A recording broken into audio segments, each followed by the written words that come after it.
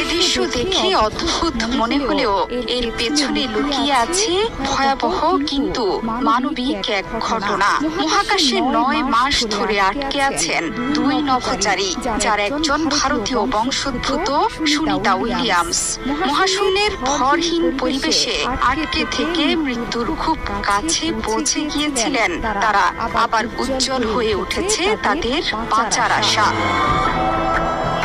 এরই মধ্যে আন্তর্জাতিক মহাকাশ স্টেশনে পৌঁছে গিয়েছে মহাকাশ সংস্থা নাসা ও ধনকুবের ইলন মাস্কের মহাকাশ প্রতিষ্ঠান স্পেসএক্স এর মহাকাশযান ক্রু 10। মহাকাশযানটিকে পাঠানো হয়েছে ফ্যালকন 9 রকেটে।